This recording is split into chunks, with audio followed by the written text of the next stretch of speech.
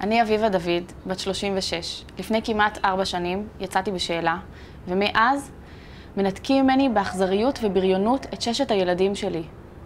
כבר כמעט 4 שנים שהם לא קיבלו חיבוק מאמא. אני נקרעת מגעגועים. ביוני 2016, אסתי ויינשטיין התאבדה. גם היא אמא, שניתקו אותה מהילדים בגלל שהיא עזבה את הקהילה החרדית. הסיפור שלה הסתיים בטרגדיה. בהמשך, אתם תראו כתבה שעשו עליי בחדשות ערוץ 2, עליי ועל הילדים. אני מקווה שהכתבה תיגע בכם, ותצטרפו אליי שהזעקה תישמע למרחוק. בעזרתכם נעלה את המודעות, ניצור תקדימים משפטיים, נגיש בג"צים ונעשה כל מה שאפשר לעשות כדי שלסיפור שלי ולסיפורים אחרים יהיה סוף טוב.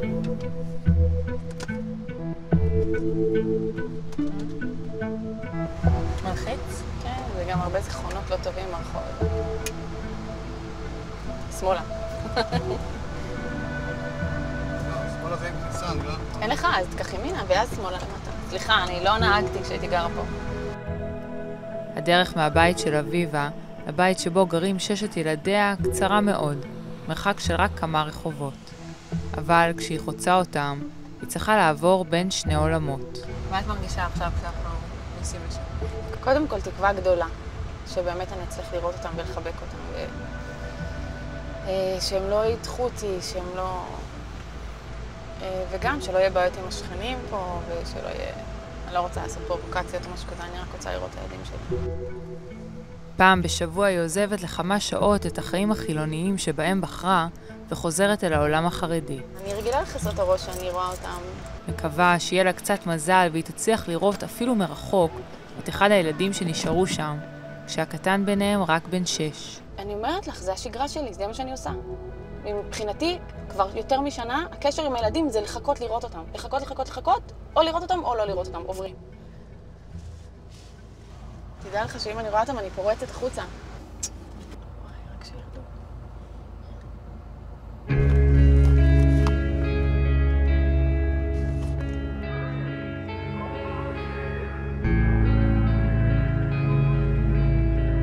אביבה דוד גדלה והתחנכה בעדה החרדית הספרדית בירושלים. כשהייתה בת 18, נישאה בשידוך לתלמיד ישיבה שהקריא לה מתוך הגמרא את הפרק שמסביר איך צריכים להיראות חיי הנישואים. כל מה שאדם רוצה לעשות באשתו עושה. משל לבשר הבא מבית הטבח. רצה לאוכלו במלח, אוכלו. צלי, אוכלו. מבושל, אוכלו. שלוק, אוכלו. וזהו. וזה באמת, זה נראה לי ככה אפשר להגדיר את הזוגיות שלנו, שאני... הוא עשתה ממני מה שהוא רוצה, בסוף הרגשתי סמרטוט, אפילו לא הרגשתי חתיכת בשר. ואת יכולה לדבר על זה עם חברות שלך? עם משפחה, עם מישהו? הלכתי לרב שלו ממש תקופה קצרה אחרי חתונה. הרב אמר לי, זה השכר שלך, זה התפקיד שלך, זה מה שאת צריכה להשיג בעולם, לך להסתדר עם כזה בעל. ככל שאת יותר סובלת בעולם הזה, יהיה לך יותר שכר בעולם הבא. והאמנתי בזה.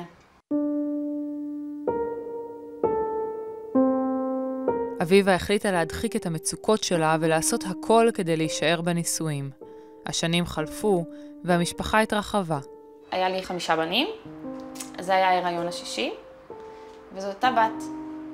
בלידה היא נפטרה, הגרוש שלי, אז בעלי, נכנס אליי אחרי לחדר לידה ואמר לי, אסור לך לבכות, אחרת זה חוסר באמונה, יש לך חוסר באמונה אם את בוכה, ואני בכיתי. ושוב, זהו, זה הרגע שאמרתי, אני לא רוצה את זה יותר. בהתחלה היא עוד ניסתה להיאבק במשבר האמונה, עד שלילה אחד כשבעלה יצא לתפילה, היא התיישבה מול המחשב והקלידה מה עושים כשמפסיקים להאמין באלוהים. הנה כל הפוסטים שלי, וואי, אני לא ראיתי את זה שנים. אני לא ידעתי שיש עוד אנשים כמוני. וכשפגשתי את הפורום הזה, באמת אתה מקבל הוכחה שאתה בסדר, שאתה נורמלי, שיש עוד אנשים כמוך, שזה קורה, שאתה שום דבר לא ישתחרר אצלי. הגילוי שהיא לא לבד נתן לה כוח לעשות לראשונה בחייה משהו בשביל עצמה ולהירשם לקורס באוניברסיטה הפתוחה.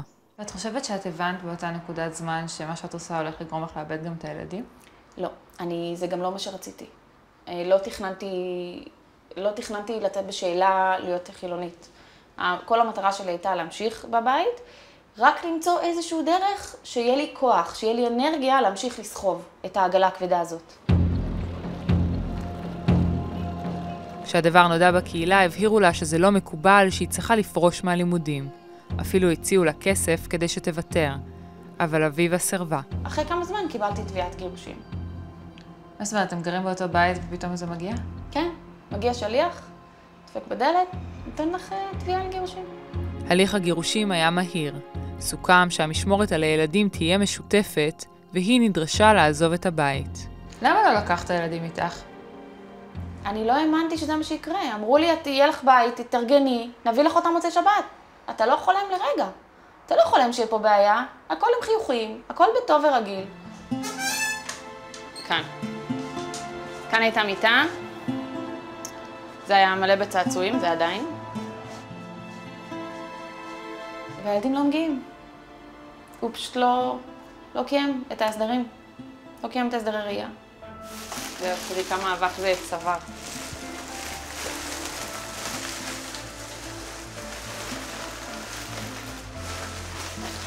זה מחכה להם ועוד יהיה להם הרבה משחקים חדשים.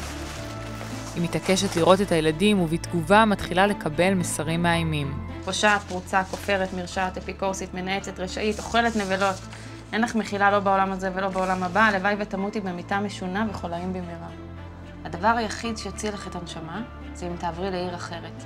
ואז תקלי על הצער של הנשמה שלך שתישרף בגיהנום ותטלטל בכף הקלע. על כל צער שגרמת לאנשים סביבך. לתחטפי, יש דין ויש דיין. תעזבי את הילדים, די. ומי שמסוגל לכתוב כזה מכתב, אני לא יודעת מה הוא מסוגל לעשות. פחדתי שיתנו לי מכות, פחדתי שיבריחו את הילדים לחוץ לארץ, פחדתי בהמון דברים באותה תקופה. אחרי חודשים של נתק וגעגועים, בורר מטעם הקהילה מודיע שיאפשר לה לפגוש את הילדים, אבל רק ל4 שעות בשבוע. איך הסכמת לראות את הילדים שלך רק 4 שעות בשבוע? לא הסכמתי. זה היה, על המאזניים היה או לא לראות אותם בכלל, או תקחי את זה. אני בכיתי כל הלילה לפני שחתמתי על זה. ולו רק זה היה עובד. זה לא עבד. מההתחלה, ההסדרים לא קוימו כמו שצריך. כמה זמן לא ראית את הילדים שלך?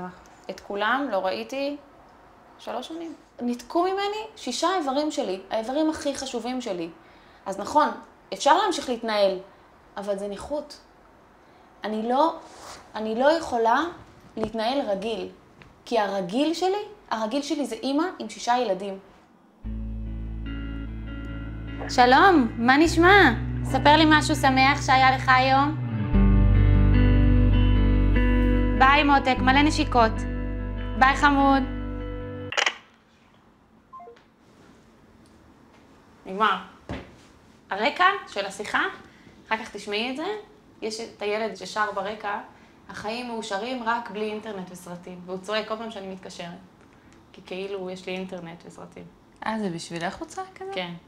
הוא ידע שהוא מדבר איתך? כן. והוא לא רצה לדבר איתך. רק עם הבן הבכור מאפשרים לה להיפגש. גם זה קורה רק פעם בשבוע, במכולת ליד הישיבה שבה הוא לומד. כשאני הולכת לסופר, אני בכוונה מורידה את הראש, כדי שהוא בא משם. אני רואה שהוא מגיע ואני מורידה את הראש, ואני רוצה שהוא יבוא מאחורה ויגיד לי אמא כדי שאני אזיז את הראש. זה דבילי, אבל ככה זה. אני רוצה לשמוע אמא. הוא קונה כמה דברים שהוא רוצה, עוגיות, ממתקים וזה. ואני בוחרת את התור הכי ארוך, יש שם 2 קופאיות, אני תמיד בוחרת את התור הכי ארוך.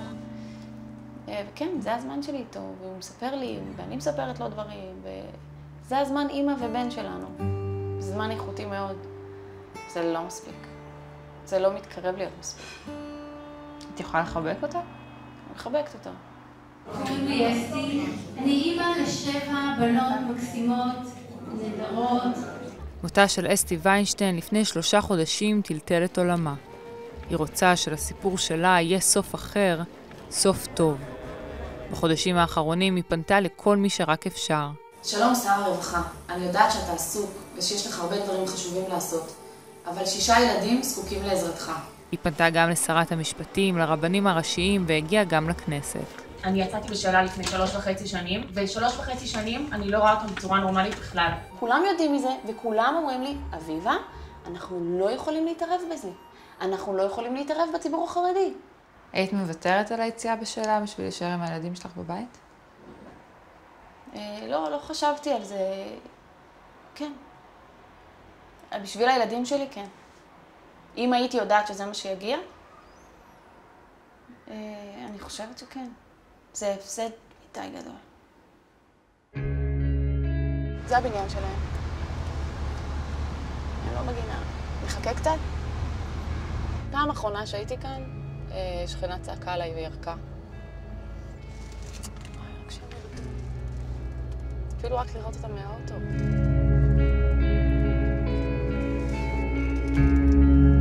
את כל כך מנסה להכניס את עצמך לעולם הזה, את כולך לבושה כמו החרדית, ואת מתחבאת ואת מסתתרת.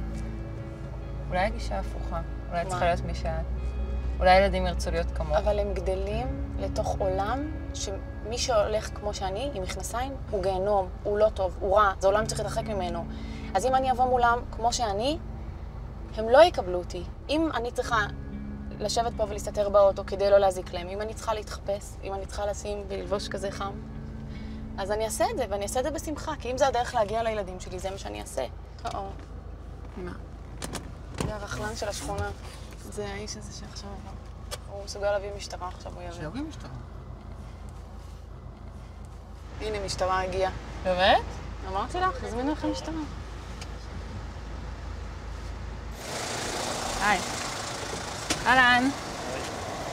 לטעם, מה הצילומים האלה? אנחנו רוצים כתבה אחת של ערוץ 2. אני באמת מופתעת שהביאו אותך בשביל זה, זה די מטורף. אנשים פה נלחצו, ראו מישהו ברכב מצלם. אז אפשר לסגור את הפינה? כן, הכל סגור. בהצלחה. אז אנחנו יכולים להישאר כאן. כן. סבבה. ביי. ביי. את לא מתייאשת. לא, התאכזבתי. למה? רציתי לראות אותם. טוב, זה לא יכול להיגמר טוב, זה רק היה סתם תקווה גדולה. לא היה לי הרבה סיכוי מלכתחילה. יאללה, בוא ניסע.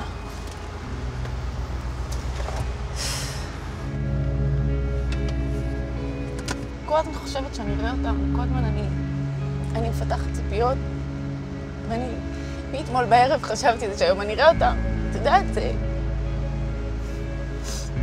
ואני מנסה שיהיה הכל טוב, שאני אתלבש כמו שצריך, ושיהיה שעה טובה, שאנחנו נשאר באוטו, ואני אמרתי לכם, ולא, ושלא יהיה בעיות.